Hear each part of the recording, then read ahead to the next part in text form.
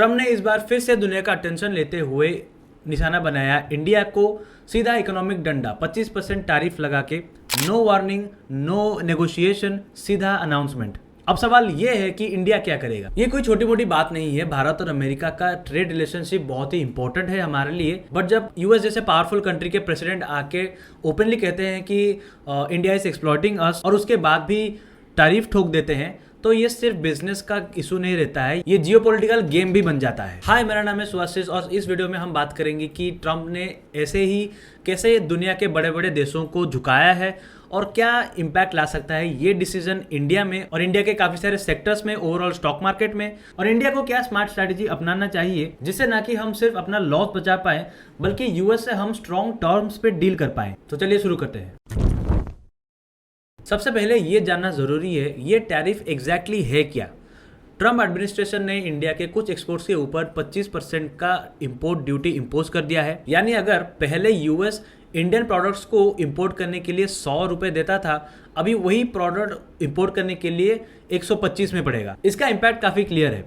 Indian exporters की competitiveness घटेगी और यूएस बायर्स अल्टरनेटिव सोर्सेज ढूंढने लगेंगे। ये टैरिफ मेजरली लग रहा है pharma, jewelleries, apparels, chemicals, refined oils और इलेक्ट्रॉनिक्स के ऊपर। 2024-25 में इंडिया ने लगभग यूएस को 100 बिलियन का गुड्स एक्सपोर्ट किया था, जिसमें से अलोन फार्मा 9 बिलियन का होता है। इमेजिन करो अगर इस पे 25% का टैरिफ लग जाए तो कितनी बड़ी इंपैक्ट होगी।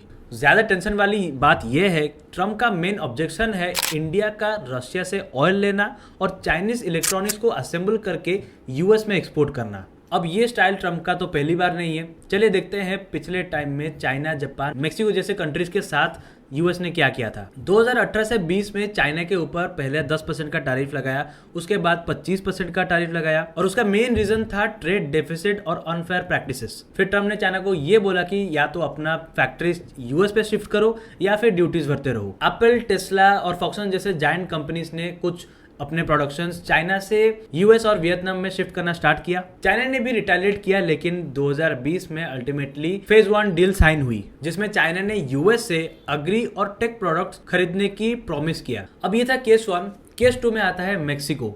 मेक्सिको के ऊपर भी टैरिफ यूज इमिग्रेशन कंट्रोल करने के लिए किया। बोला अगर तुम्हारा बॉर्डर लूज रहा तो मैं 25% टैरिफ लगा दूंगा। तो उसी के लगते मेक्सिको ने अपना बॉर्डर टाइट किया, फुल सिक्योरिटी लगाया और यूएस कंपनीज को इन्वेस्ट करने के लिए दिया और रिजल्ट टैरिफ लगा ही नहीं। फिर केस 3 में आता है जापान और साउथ कोरिया। उनके ऊपर ऑटो टैरिफ्स का थ्रेट दिया गया। टोयोटा, ह्यूंडई, फोर्ड सब ने यूएस में प्लांट खोलने या एक्सपैंड करने की कमिटमेंट दिया। उसके बाद टैरिफ हटा दिया गया या फिर डिले कर दिया गया। यानी ट्रम्प का प्रूवन पैटर्न ये है, पहले धमकी, उसके बाद इनवाइट फॉर इन्वेस्टमेंट, फिर डील फाइनलाइज। तो अब बात करते हैं इंडियन स्टॉक मार्केट में किस सेक्टर्स के ऊपर ज्यादा रिस्क रह सकता है इस 25% के टैरिफ को लेकर। पहले तो आता है इलेक्ट्रॉनिक्स और स्मार्टफोन्स।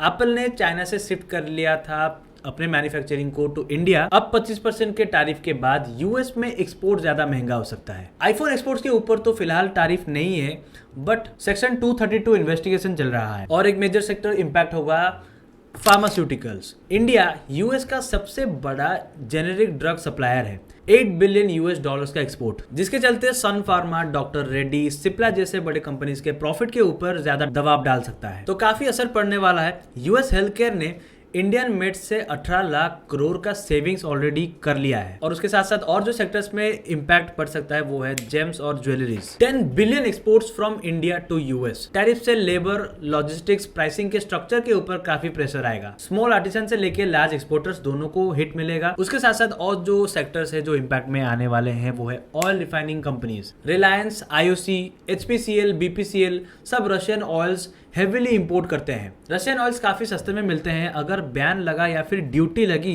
तो प्रॉफिटेबिलिटी काफी गिर सकती है। टेक्सटाइल्स और अपैरल्स पे भी काफी इंपैक्ट होगा। गैप, वॉलमार्ट, कॉस्को जैसे यूएस जायंट कंपनीज को इंडिया से कपड़ा सप्लाई मिलता है। अरविंद, वर्धमान, वेल्सन जैसे फर्म्स को भी काफी इफेक्ट होगा। ट्रम्प ने बोला इंडिया के नॉन मॉनेटरी ट्रेड बैरियर्स दुनिया में सबसे ऑब्नॉक्सियस है। यूएस ने बोला इंडिया हाई इंपोर्ट टैरिफ रखता है जिससे यूएस के फर्म्स को फेयर एक्सेस नहीं मिलती है। फिलहाल तो अभी कुछ फाइनलाइज नहीं हुआ है। अभी भी यूएस बता रहा है कि इंडिया के साथ बातें चल रही है।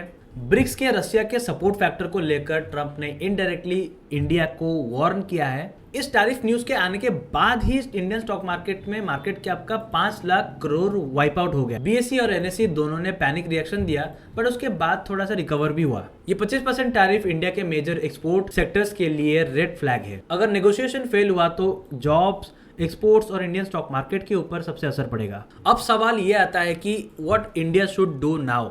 कैसे स्मार्ट स्ट्रेटेजिकली इस डील को वो काउंटर अटैक कर पाए with a powerful negotiation. So first thing is India strategically US को एक बैलेंस ट्रेड डील ऑफर कर सकता है, जिसमें फार्मा, ग्रीन एनर्जी और सेमीकंडक्टर को जॉइंटली डेवलप किया जाए। गवर्नमेंट ऑलरेडी पीएलआई का स्कीम चला रही है। यूएस फर्म को इनवाइट करके इंडिया में मैन्युफैक्चरिंग सेटअप करवाए। दूसरा है negotiation from a position of strength. हम विक्टिम नहीं है, हम भी एक ग्लोबल इकोनॉमिक पावर है। अगर यूएस हमारे ऊपर टैरिफ लगा रहा है तो इंडिया भी उनके ऊपर काउंटर टैरिफ लगा सकता है। WTO के थ्रू लीगल बैटल, साथ ही रेयर अर्थ मिनरल एक्सपोर्ट को भी कंट्रोल कर सकते हैं, या रशिया ऑयल इंपोर्ट का डेटा जस्टिफाई करके डिप्लोमेटिकली टैकल कर सकते हैं। Third one is we can use anti China leverage. US already China से छिड़ चुका है। इंडिया उन दोनों के बीच न्यूट्रल पार्टनर है इंडो पैसिफिक में। क्वाड अलायंस का लेवरेज लेके यूएस को ये याद दिलाओ कि अगर इंडिया को वीकेंड किया गया तो चाइना स्ट्रांग होगा। ट्रम्प का रियल मोटिव है jobs and investments inside America. अगर इंडिया ये बोले कि इंडिया के अंदर आपके कंपनीज को स्पेशल सेल्स मिलेगी, मतलब स्पेशल इकोनॉमिक जोन, जहां पर आप सब कुछ बना के ग्लोबल मार्केट में बेच सकते हो, लेकिन चाइना के डील से बेटर होना चाहिए। अब वर्स्ट केस सिनेरियो क्या हो सकता है? अगर इंडिया नेगोशिएशन में फेल हुआ तो डायरेक्टली इंपैक्ट होगा, एक्सपोर्ट्स घटेंगे, इंडियन रुपी डिप्रिशिएट करेगा, बीएसई और एनएसई के कुछ मेजर सेक्टर्स क्रैश करेंगे, एम्प्लॉयमेंट लॉस होगा specially in pharma, textiles, James and jewelleries पे। तो इन सारे सेक्टर्स के मेजर स्टॉक्स के ऊपर शॉर्ट टर्म प्रेशर बन सकता है। इन सब के बावजूद ये नहीं भूलना चाहिए कि इंडिया के पास वर्ल्ड क्लास लेवरेज है, world's largest pool of English speaking skill workers, IT और फार्मा के global hub, geo strategic locations in Indo Pacific, stable democracy with predictable policies. Bharat दुनिया के लिए नेक्स्ट फैक्ट्री बन सकता है। लेकिन ये सारे ट्रम्प कार्ड्स को अगर आप टेबल पे रखते हो तो इंडिया को अग्रेसिव और डिप्लोमेटिक दोनों अप्रोच अडॉप्ट करना चाहिए। ये कोई नॉर्मल ट्रेड वॉर नहीं है, ये फ्यूचर का लीडरशिप बैटल है। अगर ट्रम्प यहाँ पर जीत जाता है तो अमेरिका और प्रोटेक्शनिस्ट बन जाएगा, और अगर इंडिया अभी से प्रिपेयर नहीं करता है तो नेक्स्ट 5 साल के लिए हमें यहाँ पर डिफेंसिव मोड पे रहना पड़ेगा। लेकिन अगर सरकार अभी स्मार्ट नेगोशिएशन करता है तो हम ना ही सिर्फ सर्वाइव कर पाएंगे बल्कि ग्लोबल मैन्युफैक्चरिंग और एक्सपोर्ट हब बन सकते हैं। आपका क्या सोचना है? क्या भारत को रिटेलिएट करना चाहिए या फिर ट्रेड डील में नेगोशिएट करना चाहिए? आप मुझे कमेंट्स में बता सकते हो अपना ओपिनियन। और अगर आपको ये डिटेल एनालिसिस पसंद आया तो वीडियो को लाइक करके शेयर कर दो और सब्सक्राइब करना मत भूलना।